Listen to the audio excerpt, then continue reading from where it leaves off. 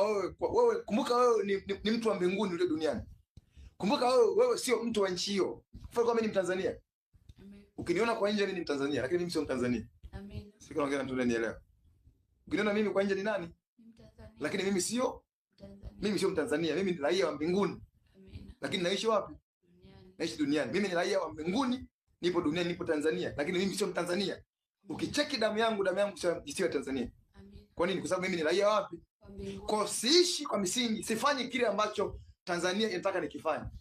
Ninafanya kile ambacho ulimwengu wa mbinguni Mungu anataka nikifanye. Kwa mfano sasa hivi watu wengine wakiona ninahubiri wananichukulia kwa mujibu wa akili zao. Yaani kuna watu wakati wananipima kwa mujibu wa familia niliyotoka. Nduguzo.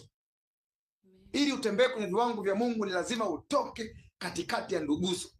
Lazima utoke kwenye viwango vya ndugu zako. Amina.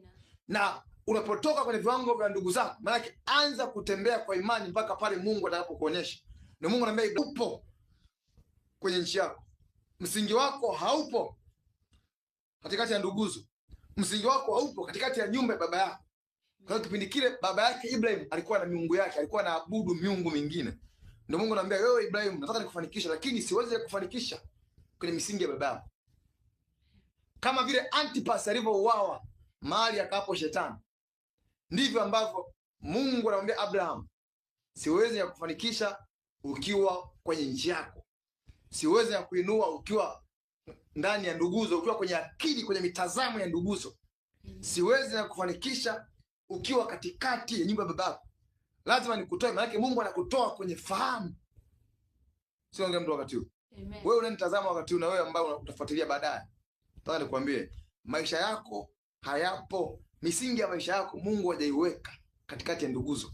Ni wewe tu unaamua kuishi kwa misingi hapo ulipozaliwa.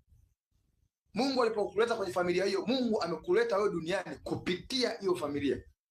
Ila hajakuleta uishi kwa viwango vya hiyo familia. Amen.